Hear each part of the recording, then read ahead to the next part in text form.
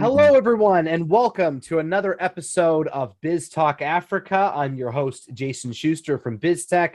I'm here with my wonderful co-host, Vidya Mike. How are you doing today, Vidi? I am wonderful. How are you? A little bit under the weather.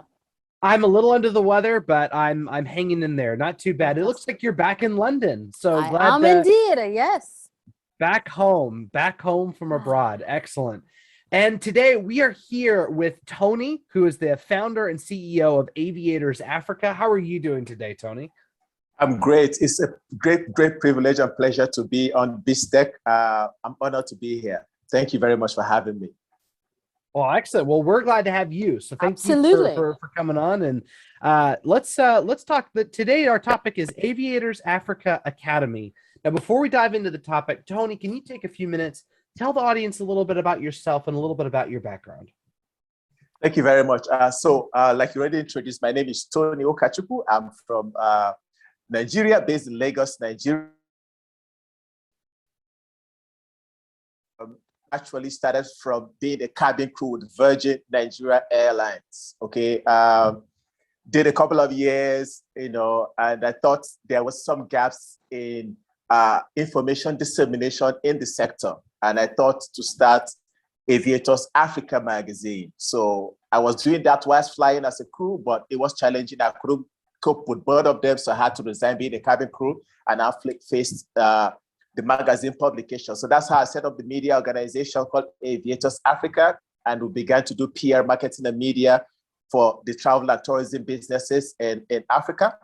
That grew, of course, that started from Nigeria, but it spread, became Pan-African, covering other countries. And we are covering top CEOs of aviation businesses, travel and tourism businesses as well, across airlines, tourism, and hospitality sectors. We had that. We just celebrated our 10th year anniversary, 2009, before pandemic hit in 2020.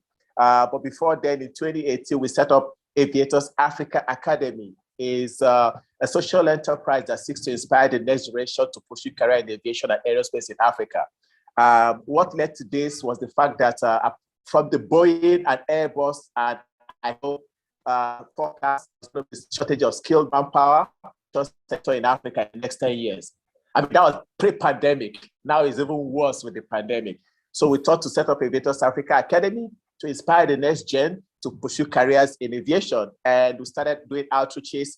I have, of course, my co-founder is John Howell, who is the CEO of Aviators. He's based out of Manchester, UK, now in Devon. So we started doing outreaches across Africa, Ghana, South Africa, Kenya, Rwanda, just spreading the word before pandemic hits. Basically, we are still doing that, but virtually now. So in a nutshell, that's what Aviators Africa and Aviators Africa Academy is all about. I'm happy to talk a little bit more about it, in the course of the show. Fantastic. What an introduction, Toni. Yeah. Thank you very much. I would agree. So let me deal with a big question. I'm sure all the viewers have the same question. Since COVID, and since, we've had a lot of airlines and flights grounded, what's been the response? What are you seeing on the ground? What is your magazine focusing now? Obviously, there's safety as, the airlines are opening up and stuff like that. What is coming? What is the next thing that's coming for Aviation Africa? Okay, so it's not so bright. It's a little bit gloomy. According to statistics from IATA as well, that aviation in Africa will not come back to pre-pandemic times until 2023. But before the pandemic even, airlines in Africa were not healthy. They were having a whole lot of issues from different areas. Not safety though. The safety track record improved a whole lot. So it's safe to fly in Africa. But there are other issues why Africans have a boom and bust, continuously across Africa from the north, south, east, or west. It's only Ethiopian Airways that have been a shining example that has remained profitable. Every other airline, but that being national carrier or private entity like the SA, South African Airlines is coming back 2.0. Yeah, but even Kenya Airways, they're all struggling. And now that leads me to tell you about what to set up at our 10th anniversary. We set up something called Aviation Leadership CEO Forum. We discovered that there's been a lot of talk shops in African aviation and little action or not at all. A lot of webinars, a lot of conferences, a lot of meetings, but we are not committed to moving the needle, to being proactive, to what we're trying to say. So we set up the Aviation Leadership Forum. By the way, we're going to have that conference in October the 27th to discuss with the leader from the top what is actually the issue. And this year we are having the theme structural aviation. We're having corporate structure, corporate aviation, corporate. I missed it now. Corporate governance in aviation. Right. Corporate governance. There's not much corporate governance in aviation, so there's no accountability issues. There are accountability issues and there is transparency issues. So you find airlines are not really ready to open their books, give them some, in Nigeria to be specific, no airline has gone beyond 10 years shelf life. Okay, they come and go. So we thought to tackle it by looking at the corporate governance issues that airlines are facing. How transparent are airlines? How accountable are airlines? What is the reason why airlines just come and go? There should be something that they are getting wrong to make them not to be sustainable. I don't need to reinvent the wheel. If you go across Europe or other advanced countries, you can see how airlines are being run. Why is it different in Africa? So basically, back to your question, it's not all very rosy for African aviation. A lot of airlines are struggling. The sector is struggling. And we are hoping that in the next 1 or 2 years, we should be able to deal with the issues that are affecting African airlines. So, you know what? I always like to look at the silver lining, because I feel that when you stop and reset, you come back stronger. Now is an opportunity. As you said, there's a lot of blah, blah, blah going on and not enough action, right? Now is an opportunity to sort of look at what works and what doesn't work. Because for far too long, and I'm talking about airlines across the world now, for far too long, they're a little bit bullish in how they operate, right? So now you have different categories of economy. Like before it was just economy. Now you could only carry one bag, or you have to do this, or you have to do that, or you could only take a handbag, and your bag needs to be this big, and all this kind of nonsense, right? And people suffered with it because they wanted to travel. Now, people are forced to stay home. They pick up hobbies. They could do other things. They're like, I love my Xbox more than I like, somewhere else. And, it's like, now is a good time to rethink what it looks like. And for Africa, it's an opportunity for them to probably put client service first. Because one of the things I noticed traveling is that, the client service wasn't quite there. Or some of the rules, some of the way you approach things wasn't quite as efficient as it could be. And these are little things. From the moment you buy a ticket, that whole ticketing process, that check-in process, all of those things, there's little things that could start to make the world a difference. And I think once that happens, and some of the travel, some of the aviation companies start to make that change, people's expectation will grow. And customers will realize, what, we are customers, we are paying for this service, and we expect a good service. And I think that's what needs to happen as well. Airlines need to be educated that we are all customers still, and you need to treat us. We're not getting on a bus. We're putting our lives in your hand as we fly across somewhere, and we can, things can happen.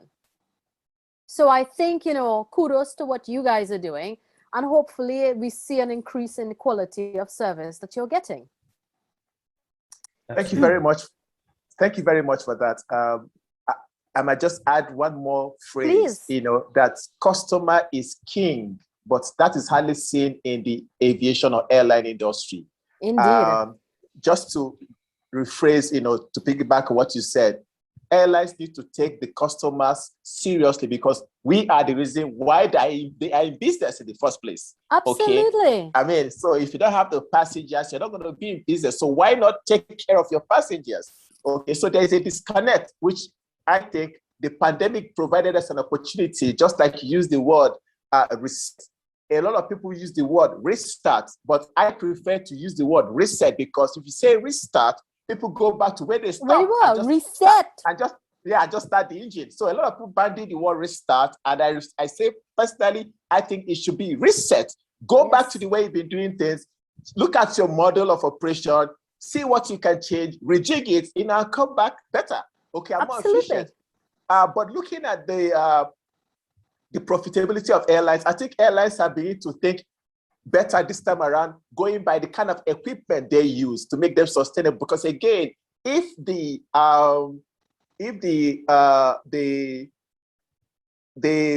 overhead costs, okay, is not sustainable, airlines will suffer. So they began to think in the line of, okay, let's look at the kind of equipment we use. So like, for example, in Africa, they started looking at the kind of model of aircraft they use, because that adds to your overhead. So now post-pandemic or in the pandemic, airlines are beginning to look at regional aircrafts, okay, like your Embraers, like your Bombardiers, like your ATRs. These are aircraft that are good for short haul. I mean, for example, in Nigeria, before the pandemic, people used a Boeing 737 for a 45, 50 minutes flight. That is not sustainable, okay? Because you bust, and fuel accounts for close to 60% of your costs, okay? But now, looking at airlines are now beginning to look at, we need to use smaller aircrafts. Maybe it could even be turboprops, okay? To make sure that we are even, we consume less fuel, and we can, it costs us less to operate. So, I mean, this is a shift that the pandemic has caused, and we are seeing that happening with airlines. And a better online. They need a better online platform, right? Because, so many of those airlines, I was trying to book a flight out of one place to another place, and it kept crashing. I had to then get a taxi to go and actually get my ticket printed. Come on. We need to make sure that the digitization is solid. Get away from actually printing a boarding pass, deliver it on your mobile phone into your wallet. So I think it's a real good opportunity for changes to happen. And to be honest, I mean, you're right, smaller aircrafts, reduce your overheads and all this kind of stuff. But increasing your service, having better quality meals on the airline, people don't mind paying, but it's an experience. The worst thing is you're saving up to go on holiday. You had an amazing time, and the entire travel journey just ruin it. The whole point behind flying somewhere is that's an adventure as well.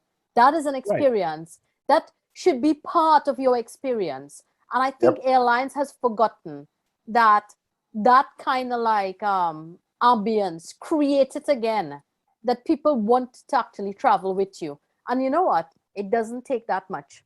I'd rather eat a very nice banana from Kenya than to eat some half-frozen, glutinous, cheesy nonsense that's been heated up on aircraft. And I think like we need to get back to that stage. So tell me, in terms of some of the sessions you guys are having, you're meeting with CEOs, you're meeting with different people. What are they focusing on? What has been the focus? Okay, so the focus, I mean, you've just mentioned some issues from a customer perspective, okay, because there's the airline perspective and there's the customer perspective. Wait, I spend half my life on a plane. So there should be a meeting point between the customers and the operators. So where operators are facing right now is not a very good word to use, but most airlines during the pandemic, during the lockdown, were in intensive care unit. They were struggling for survival. A lot of airlines went bust. So what they are focusing on now is to be in business, okay, first of all. Secondly, how to now treat customers, our passengers, better, give them efficient service, okay, have an OTP, on-time performance, okay, in their schedules. So these are the things that airlines are looking at. And looking at ways to reduce costs. Why not, putting the burden on the customer? Because again, if you're trying to reduce costs, sometimes airlines push the cost to the customers, and then you have expensive tickets. So these are the things that are looking at make sure that travel is back again. Because with the whole lockdown and the pandemic, aviation is a economic driver. If you cut out aviation and air travel, it has a lot of impact on economies across the world. Okay, I mean, we can see what aviation did, airlines did during the lockdown, where they were transporting medicines and evacuating people. We could see the importance of air travel. So now that it's getting back, there is need to be customer focused in their delivery. And I think that is what airline CEOs are looking at. Good. Now, are you seeing that airports and governments actually doing something to help incentivize that? So they're reducing the tariffs for the airports. I mean, because when you look at a plane ticket, right, half of that is tariffs just for using the airport. Yes. So are you seeing also in the work that you're doing, not only speaking with senior people from airlines, but the airport authorities and the government authorities and the tourism industry who needs to attract people to that country, be it for business, be it, just for holidays or whatever, they need to sort of increase the demand for people flying and for people carrying on. So airlines are just in the middle as well. It's a long chain of command to actually get an individual to fly there. How is that gap being bridged? Okay, so that's why I'm not, kind of raining down on the airlines alone. When it comes to Africa, it's different from elsewhere in the world. Aviation business is highly vested on the government, on the state. Okay, the airports are owned by the state. Most of the national carriers are owned by the state. The tariffs and every taxes are being imposed by the state. Airlines don't have a choice. Okay, they just have to comply. Now, right. Are they incentivizing? Are they making it easy for the airlines? My answer at this moment is no, which is why we are still pushing for state governments to make the operating environment for airlines to be conducive so that they can operate. Okay, right now it's very volatile, it's very expensive, so we are advocating to governments and to states to say, what, create and give tax holidays, give rebates, give incentives, whatever you call it, depending on the geographical location, but you must help the aviation industry, you must help the airlines so that they can be in business, because if they cannot sustain their business because of the overhead costs, taxes, tariffs, and all sorts of stuff, coupled high aviation fuel, it's difficult to be in business. And then the customer who is just at the bottom chain is going to suffer. Indeed. But with your help, that's not going to happen. Yes, that's why we're in business, trying to make sure that this doesn't happen. Yes.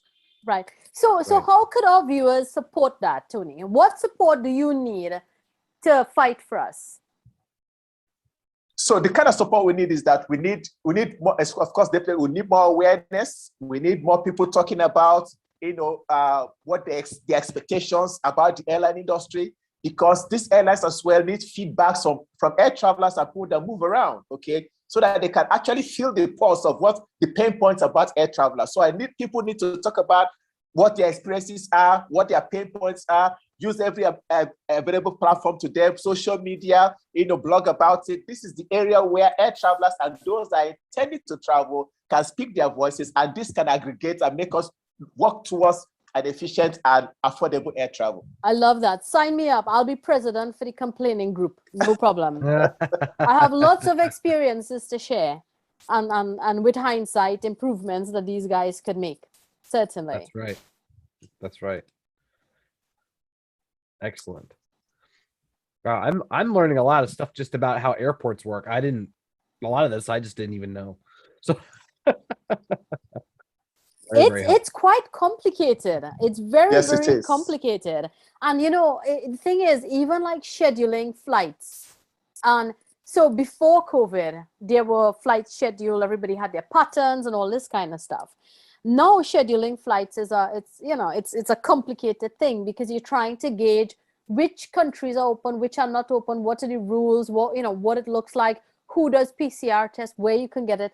It's very, very challenging in how this works. So Toni, for that particular point, how are you guys actually working or helping or encouraging or training airlines in terms of dealing with this pandemic, and what is in the horizon for the pandemic from an airline perspective? Okay, so from the airline perspective and the agencies, government agencies that regulate airlines, like the civil aviation agencies, during the lockdown, I had the privilege of getting civil aviation director generals across African countries together for us to discuss on how we can have a streamlined protocol, health protocol, okay, if you call it, because there's so much fragmentation from Nigeria to South Africa to Kenya. It's all different. Wow, that's difficult for the air traveler, okay? Absolutely. You run into problems. So we got them together on a webinar like this. I will discuss how can we have a streamlined health protocol that is, it is in unison, when you move from one country to another. Because you are the Director General of Civil Aviation Authority in Nigeria, but again, there's a commission under the Africa Union called AFCAC, African Civil Aviation Commission, which all the civil aviation agencies, Director Generals, 54 countries in Africa fall under. So when I got them together, and the DG of AFCAC was also on the call, okay, and I pleased them. I said there is need for you to, when you go to your separate jurisdictions, to work at hand under your umbrella to harmonize air travel, the protocols, okay? So they are working on it, but it's still we're still far away from getting that desired result, because different protocols for different countries is difficult for air travel. It's not only expensive because you have to do PCR tests when you're departing, do PCR tests when you're arriving, do another. So in just one trip, you're doing 4 PCR tests added to your cost of travel, then the quarantine and all that rubbish, okay? So it's difficult and hell of a time to travel now, but the conversation is still ongoing, and the advocacy is still ongoing for civil aviation authorities in respective countries to have a talk to themselves and have a harmonized health protocol so that it makes it easy for the traveler. And therein lies another killer for the airline industry. Just that point, because whilst it's the same thing, that's for coronavirus. When you land, if you're doing a hop from one country to the next, you get a whole pile of documents to fill out. Just to land, not like I go to some places and you get a little landing card. You get like about 10 documents and, it's not photocopied properly. You just like, what are they asking for? You're trying to write this in and the plane is about to land. They don't give it to you until you're walking off the airplane. So you're in line and trying to fill these things out. It doesn't work. There is such a need for digitization on actually making that experience a little bit seamless. And I think that the work you guys are doing is going to be critical for actually changing, what the travel experience is for Africa. I totally agree. This is the age of digitization. Unacceptable. Writing in, photocopy pieces of paper. It's crazy. Yes, so it's very unacceptable. Where in the time of tech, where you need to tech every goddamn thing you need to do should be tech, okay? Should be technology inclined, okay? Right. There is no excuse to be doing manual stuff whatsoever, whether it's tagging of bags, whether it's plane tickets, whatever in the aviation, everything should be digitized. But I give kudos to, for example, like Ethiopian Airways. When you go to Addis Airport, Addis Ababa, they have now gone biometric, okay, going towards contactless. That is also achievable. I have to agree, but that is the jewel. Yeah. So right. So that is the jewel. You're using the best airport as the example there, my friend. Yeah. So I mean, other airports need to just take a cue exactly from what Addis Ababa is doing. I just that's copy the and paste. gold standard. That's the one to copy. I love that airport. Very good coffee. Yeah, that's excellent. Well, it's good. Yeah, I mean, if someone's already figured out, at least we're not having to reinvent the wheel, right? Someone's got to figure it out. So let's there is the next challenge, isn't it? It's budget. It's budgets, it's priorities. It's like who's paying for what. If the airline has that problem, that becomes an airport challenge. The airports are normally owned by the government. So you need to have enough traction to actually get the funding to actually rebuild an airport. So while the Ethiopian airport is by far the best standard, I think what we need to do is we need to have a gold standard, a silver standard that is a little bit more affordable, that does employ the use of digitization, because it reduces so many touch points and you have a lot of people doing unnecessary things and it's inefficient. Whereas, I think we have some work to do, Toni. And, you have our support here as BizzTalk to spread the word with you. Okay. We are happy to have sessions with others, bring them on, drive this topic home and stuff like that, because it's an important topic. Yes. Yeah, it is. I totally agree. Any type of transportation, any type of intermodal transportation is critical because that's what links the world together. And Yes. unless we sort of improve it from a safety perspective, as well as efficiency and cost effectiveness, it's all our responsibility to do so because there's no point sitting in the background and complaining, right? Which is why I said you have me as a volunteer. I'm happy to help change the system. Thank you. Thank you. Just to add to that, Rwanda and Ethiopia were the first two airlines to try on a digital health passport.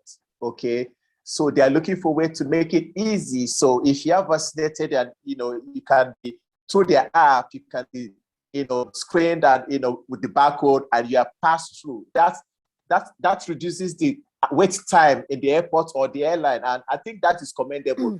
Every other, and I think IATA is also working on that, but just to say, only Rwanda Air and Ethiopia Airlines are the ones that are leading the pack in Africa with the digital health passports. And I think other airlines should get in queue. I really feel companies in this world need to realize you all do not need an app, okay? There are some, like I use Verifly in the US. Fantastic. It works. It's brilliant. It helped, everybody understand where they were going, what they needed to get in place before they board the aircraft, what that looks like. Instead of some of these airlines trying to, develop their own app, because I have about 4 bazillion apps on my phone. I think we all need to centralize, use things a little bit more. I don't want my data spread everywhere constantly. I want to be in control of my data. And for whoever is watching this in Ethiopian Airlines or wherever, I'm a big, big advocate of reusing things that already exist. Reduce your costs and enhance your customers' experience, please. Absolutely. Absolutely. Well, guys, we're about 3 minutes left here. As always, our time just flies.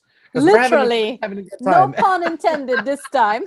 No pun intended this time. Our time's flying. So let's I'd like to hear kind of, Toni, some of your closing thoughts on this topic. And I think it makes sense to have you back on the show again here in the future, especially as a lot of these things are in flux, especially around COVID. I'm sure that we'll have more things to discuss here in the coming months, but just your closing thoughts or something you'd like to leave the audience with. Thank you very much. So my closing thought would be to the audience and the governments in state governments in Africa is there should be an urgent intervention by the state government to just provide a favorable environment for the airline operators or aviation to thrive. I mean, there are different priorities, but aviation must be put on the front burner because it's a socio-economic driver. Once you get aviation right, it's catalytic. It helps every other sector down the chain. Okay, so government should get their priorities right. Secondly, there should be vaccine equity so that travel can come back faster. I mean, there's so much politics in vaccine. Some areas are getting and others are not getting, and airlines can't take people that are not vaccinated. There's so much conundrum around it. There should be vaccine equity so that travel can come faster and I can be able to visit you at your base and, in person and share some coffee. Thank you very much. My name is Toni Ukachukwu. Beautifully said, Toni. We coined something here and it's called One Tribe. So with us, we all together. We're together. Absolutely. And thank you for our audience for joining with us today. And Vidi, thanks for kind of taking the lead for me today, as I'm still a little under the weather. I'm sure you didn't mind at all. Not at all. And Toni, thanks again for being on the show. What a wonderful topic, and a very unique topic, something that we haven't really dived into at all here on BizzTalk. So thank you for coming. Looking forward to having you again. And to the rest of our audience, we'll see you again next time. Thanks so much. Thank you for having me. Bye. Bye-bye.